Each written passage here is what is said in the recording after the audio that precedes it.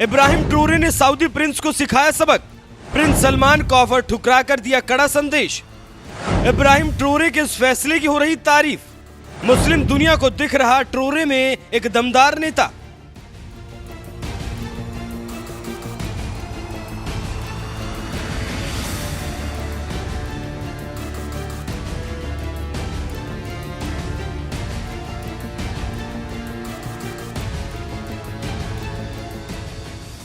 Burkina Faso के युवा राष्ट्रपति इब्राहिम ट्रोरे इन दिनों अपने बोल्ड फैसलों को लेकर पूरी दुनिया में चर्चा का विषय बने हुए हैं। इब्राहिम ट्रोरे की उम्र महज 35 साल है और पिछले साल ही उन्होंने राष्ट्रपति के रूप में बुर्किना फासो की सत्ता संभाली है। वहीं सत्ता संभालते ही इब्राहिम ट्रोरे यूरोपीय देशों को बेधड़क और बेखौफ ललकार रहे हैं।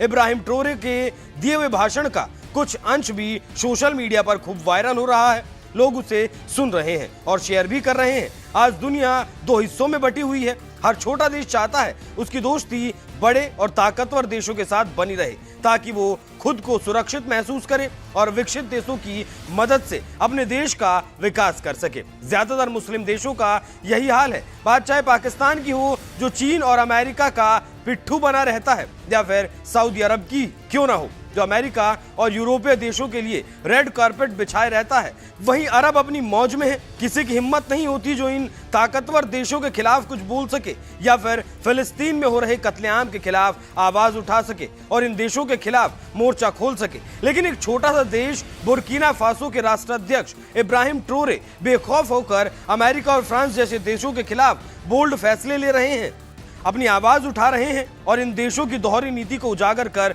पूरी दुनिया को बता रहे हैं कि ये देश किस तरह से अपने स्वार्थ के लिए दूसरे देशों को खोखला करते हैं। इब्राहिम ट्रोरे ने अभी हाल ही में भाषण दिया था।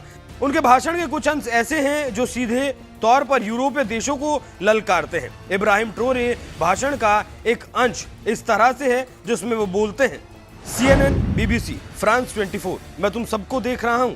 मैं तुम्हारा हर झूठ रिकॉर्ड कर रहा हूं। बचपन में मैं टीवी पर अफ्रीका देखा करता था। हमेशा वही तस्वीरें, मक्खियों से घिरे बच्चे, सूखी जमीनें, हथियार, मौत। यह है अफ्रीका। उन्होंने हमें बताया अफ्रीका ऐसा ही होता है और हमने मान लिया। हमें खुद पर शर्म आने लगी। जो कहानी तुमने हमें सुनाई वो झूठी थी। जो किस्मत तुमने हमारे लिए तय की वो एक स्क्रिप्ट थी जो तुमने सालों पहले लिखी थी। इसी तरह से इब्राहिम ट्रोरे के भाषण के बहुत सारे अंश सोशल मीडिया पर खूब वायरल हो रहे हैं, जिसमें वो यूरोपीय देशों को ललकार रहे हैं और उन्हें खरी खोटी सुना रहे हैं।